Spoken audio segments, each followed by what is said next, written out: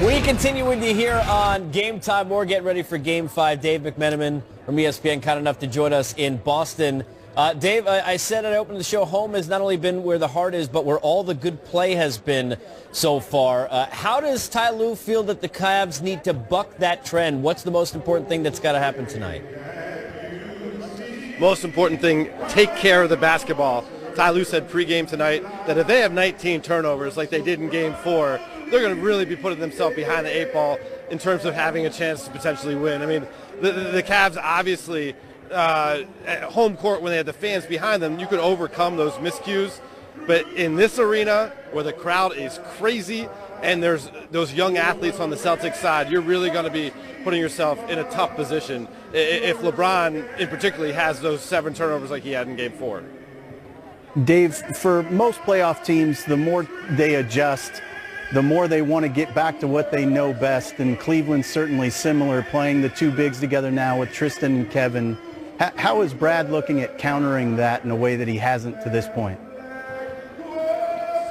Well, of course, Griff, Brad was the cat that ate the canary pregame, very coy, would not tell us what his lineup change is going to be, but obviously he has all those bigs that he can go to between Morris and Baines and Horford, Ojale right on down the line. You imagine that he has gone big on big, but that's allowed Larry Nance Jr. to enter into this series and become an effective force these last couple games.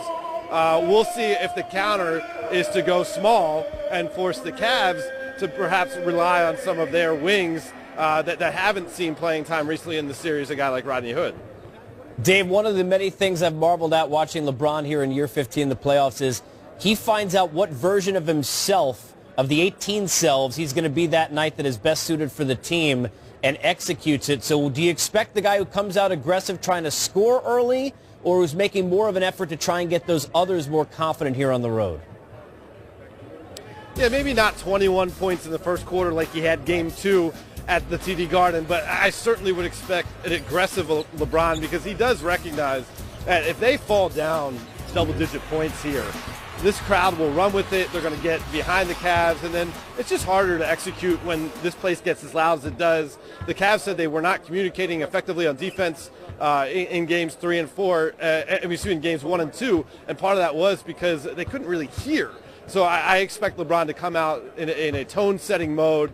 Again, maybe not taking every shot like he seemed to do in Game 2, but certainly more of a scorer mentality than a distributor mentality in the first quarter.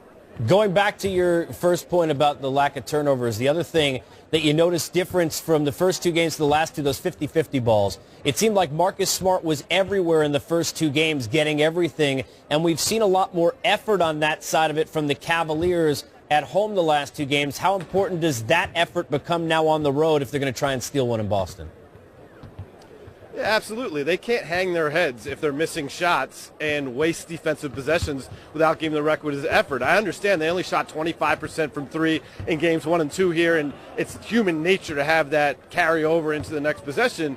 But if they do that, they will not win this game. It's pretty simple, especially when guys on Boston like Marcus Morris, like Marcus Smart, always seem to give that multiple effort on the defensive end and make the job hard on the Cavs regardless if their shots are falling or not. Marcus Smart only shot 4 for 17 in Games 3 and 4. Did you see that affect his defensive effort? I don't think so. And so the Cavs would be certainly better served adopting a page of that mentality from Marcus Smart and the Celtics and applying it to Game 5. Dave, always appreciate it. Enjoy it. It should be an unbelievable atmosphere. It'll be a lot better for you than anybody through the TV, so enjoy it, okay? All right, great to talk to you guys. All right, take it easy there. Great job. As always, Dave McMenamin, ESPN, joining us. Here are the others. And the vets, they have stepped up. And you got to start, I think, with Tristan Thompson, because in really the last 2 series, you can make a case, Smitty, that every time that he plays well, they win. And every time that he disappears or they don't utilize him, they lose. Well, I think right now this is a better suited fit series for him. I think he gets a chance to bang with Al Horford. I think this suits him. I'm okay with Tristan Thompson. I'm okay with Kevin Love in this game.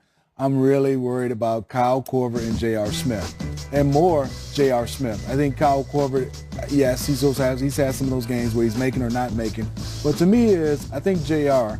relies on his offense too much. I think JR can make a difference defensively. When he's locked in defensively, I think that gives him a better chance. You obviously want him to make threes, but they really need him to lock in defensively. And I'm going to give my guy Kyle Korver, the mitten, a lot of credit. He does a nice job of playing position basketball. I want to see JR lock in, obviously, on both ends, but defensively is going to be very important for this game in Game 5. And Kyle's effort, never a question, always chasing whomever down. And even in a player, remember, reminiscent in game number 4, everybody's running down the floor the other way, Griff, and he tips it to the point where they end up getting the ball back just because of his effort. The others always seem to play better on the road. We know that.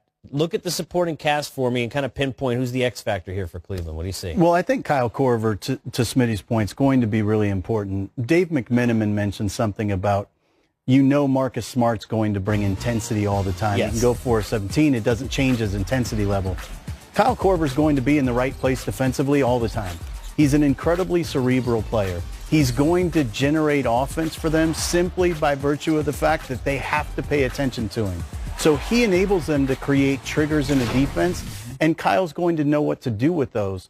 But I think, to your point about Tristan, the reason he's so important, and I think Larry Nance is becoming more important as well, because unlike Houston, Cleveland doesn't have a great number of pit bulls in that locker room, and those guys have that energy level. And so in aggregate, they can kind of get to a point where they can match Boston's intensity, but it starts with Tristan Thompson having the ability to be as versatile as he is. All right, we got more coming up. Did you notice there's a pretty good game last night?